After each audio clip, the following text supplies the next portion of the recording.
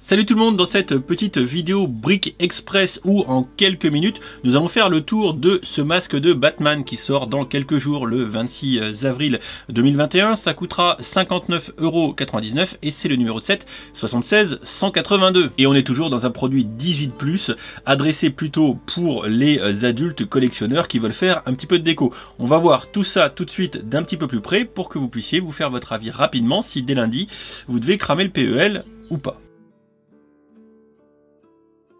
Regardons d'un petit peu plus près le masque de notre justicier en collant préféré, bien évidemment, voir un petit peu ce que ça donne. Bon, tout d'abord, si je vous fais un plan fixe de face comme ça, je pense que vous l'avez reconnu. Et vous n'avez pas besoin de la petite plaquette pour savoir que c'est lui, même si elle est joliment tampographiée. Premier point, la tête un petit peu ovale de ce Batman, regardez, vous partez un petit peu des oreilles et vous descendez comme ça. Je trouve que c'est relativement ovalisé, un petit peu efféminé, il a presque une tronche ovale comme moi en fait. Enfin, moi j'ai plus de joues comme un petit hamster maintenant. Mais tout ça pour dire que ça manque un petit peu d'agressivité sur la forme générale. Tout comme Hot Brick, j'aurais tendance à vous dire que côté oreilles, ils lui ont un petit peu fait des petites oreilles de lapin. Regardez, c'est mignon, c'est pointu et ça permet pas de se cacher dans les fourrés. Pour ce qui est des yeux et des sourcils, deux faces comme ça, c'est relativement agressif. Vous voyez les sourcils qui sont vachement froncés et les pièces blanches pour faire les yeux comme dans les comics. Mais c'est vrai que de biais, on voit tellement le décalage entre les différentes pièces que ça rend vachement moins bien de côté. On appréciera la vue de profil qui est quand même pas mal réussie, particulièrement au niveau du petit nez pointu que je trouve franchement bien fait. Quant à la pièce transparente qui fait le visage, là j'ai envie de vous dire qu'on en reparlera, mais je suis pas fan du tout. Le souci avec ce masque, tout comme pour Venom et Carnage en l'occurrence, c'est que l'angle d'exposition influe vraiment sur le rendu et il vous faudra trouver celui qui vous plaît le plus. Voilà, franchement. De biais, ça peut être très sympa, mais on verra peut-être un peu plus l'écart entre les yeux et les sourcils et vous voyez que ça rend quand même vachement moins bien. De côté, à mon sens, ça n'a pas grand intérêt et de face, c'est peut-être comme ça qu'on aura, et je viens de péter la plaque, le rendu le plus satisfaisant, à l'exception des yeux qui sont peut-être pas si menaçants que ça avec le gros rectangle des pièces blanches que je trouve c'est pas oufissime. Bon, maintenant faut parler de cette fameuse pièce transparente en plein milieu du masque qui est, dixit le site Lego, censé représenter le visage de Batman. On a donc une grosse méta-pièce transparente, pièce de cockpit par exemple, qui fait l'intérieur du masque et dixit Lego, c'est le visage de Bruce Wayne. Là, franchement, je suis pas d'accord, je trouve pas ça ouf du tout et regardez le rendu, ça fait des reflets partout, les traces de doigts, j'en parle pas et pour moi ça cause pas. Il n'y a pas le visage agressif de Batman. Si on regarde les exemples du justicier qui sont fournis dans la notice,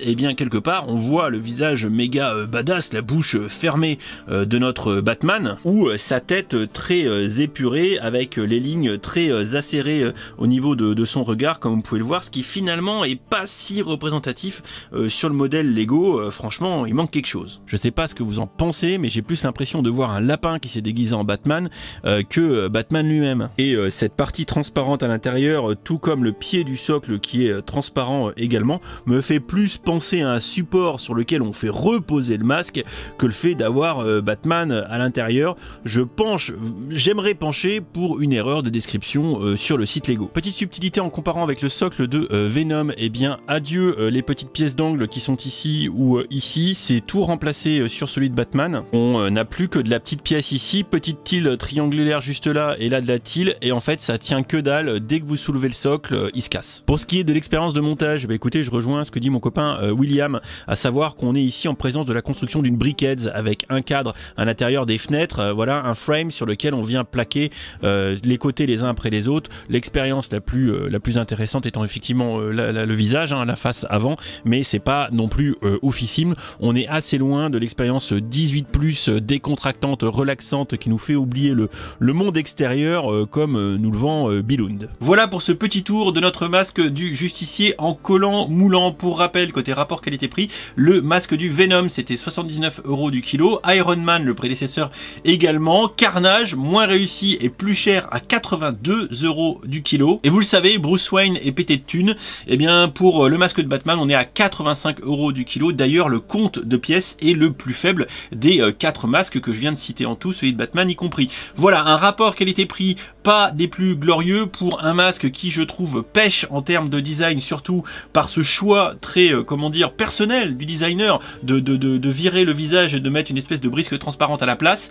Je trouve pas ça très opportun ni très esthétique, mais bon, c'est mon avis. Vous avez le droit d'avoir un avis différent et de surkiffer cette création. Pour rappel, ça sera toujours vendu pour 60 balles d'ici lundi, si je me trompe pas. Vous pourrez dès lors l'ajouter à votre collection de masques. Vu que je suis un gars sympa, je vous informe que ce produit qui m'a été envoyé par Lego sera mis en jeu très certainement sur mon Instagram très vite, certainement dans le week-end. Soyez à l'affût, vous avez le lien vers mon Instagram en description et en commentaire épinglé. Voilà, j'espère que ces quelques petites minutes de vidéo vous auront aidé pour savoir si vous allez craquer ou non pour ce masque de Batounet.